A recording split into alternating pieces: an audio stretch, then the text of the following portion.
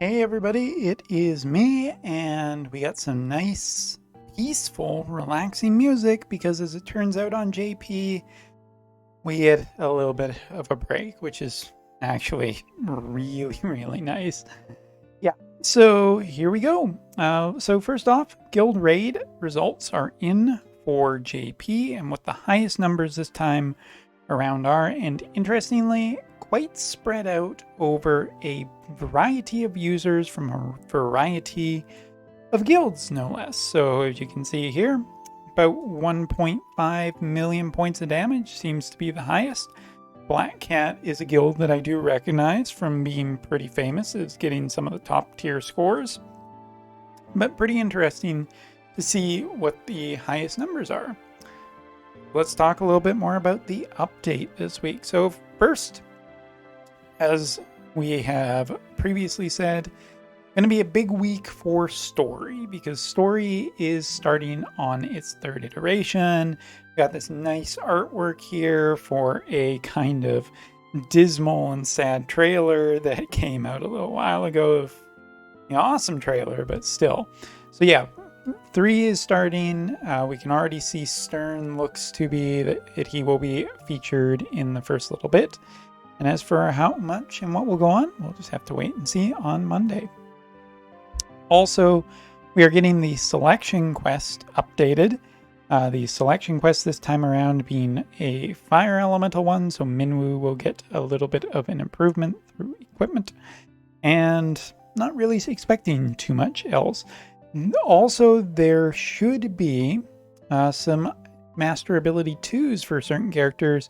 Sakura is the one that sticks out in my mind from the next patch, and we will be covering all of that on Monday when it happens. And next we have this, which is probably our big piece of news for this evening, which is a brand new vision card featuring some lovely artwork with Minwu and also a few other characters in the background, getting that wintry theme going already. Speaking of just living in Japan, that's the kind of the way it goes. You have summer for right up until like late September, early October, and then you get like a few weeks of like midish temperature, and then you go right into the lower winter temperatures here. So yeah, I mean, yes, the Wotive guys feel like that too, because here we are. As for what this vision card does, it is a job vision card, so the bestowed effect or the individual effect is speed up, which is a pretty good little bonus to have. As for the party effect this time is magic power up and critical avoidance for across the entire party, and for maxing the vision card, range attack resistance. And overall, this feels pretty strong. This feels pretty synergistic with some of the units that have been coming out recently. But of course, it's a job-based vision card. So what are the ones we're looking at here? So first off, Great Sword. Yes, the critical evasion and range attack resistance and speed is pretty good, even for a Great Sword user. Maybe we're going to see a magic Great Sword user, but that's just speculation. That's just wishful thinking to really max out this vision card. Next up, Cane, Guru, Gloves, and last but not least, Book. So yeah, this vision card actually does work with a considerable amount of units. So if we're just talking about a large sword includes Soldier, Rain, Ruin Stern, Nightblade, Crystal Warrior, Wind, Joom.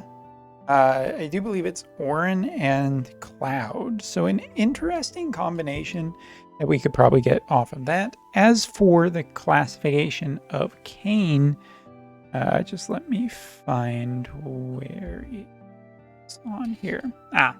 So Cane Guru includes Guru, Green Mage, Kilfjob, Yuna, Black Witch Helena. Yeah, no, that's right. And Golbez, I had to think about that one. And also our Thunder Warrior of the Crystal, Renan. Blanking on some names kind of here, but I'm getting there eventually. And as for books and gloves, I mean, we know basically it's Energist, it's Peach Helena, it's also our Dragon Quest character, and last but not least for book, I mean, you have Scholar, you have the Warrior Crystal of Ice, and you have Grimoire Master, who's one of our newest characters. And yeah, this element, immediately the one that comes to mind is that this is just a dark-based vision card with extra steps. It does work with a considerable amount of characters. It doesn't work with Dark Fina. That's a little bit of a knock against it for the dark element, but you could run Ruin Stern, you could run a couple of different characters and probably be okay with this vision card.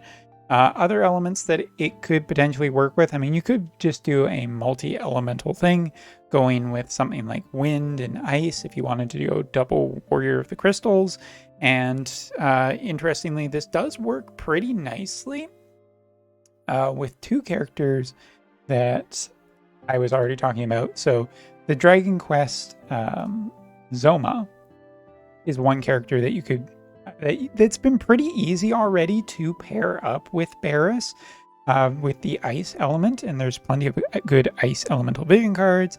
I mean, I think this is going to also work in with the lightning element, the earth element not so much, but it does have some interesting combinations, I think, between the elements that you could get here. But is this vision card worth pulling or fretting about? Probably not. Because if you just look at where we are right now, sorry, for some reason I got distracted by that.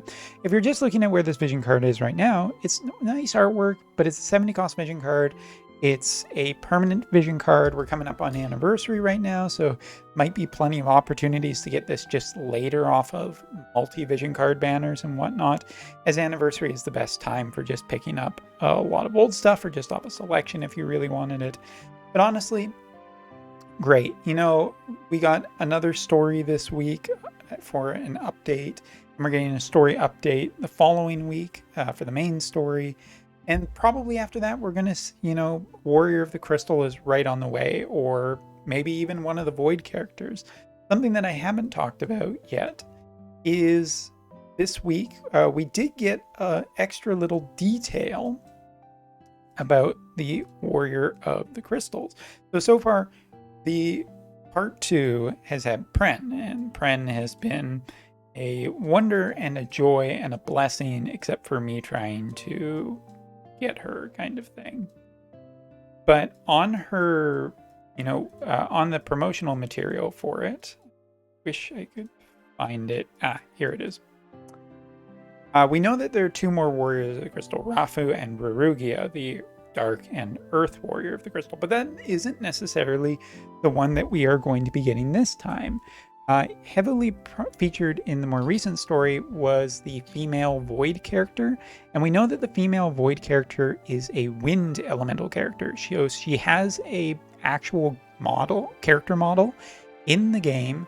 Not only that, she also has a element now with the wind element, and she's looking like kind of assassin-based character. We don't know exactly what job she has, but she is in there, and that could mean that she will be the next character to be added to the gacha. In that case, we might be going Warrior of the Crystal, Void character, Warrior of the Crystal, Void character, Warrior of the Crystal, Void character, in that pattern, but of course, it's not 100%. But yeah, JP this week is basically kind of a relaxed week, but will be pretty fun because of the story update and, you know, some Master Ability 2s, and if we're scheduled for and it's ready, maybe some job upgrades as well that could hint towards future characters coming next month. But as for Reagan, once again, we're in the waiting room for him. I made it to the end of the video without saying the R word.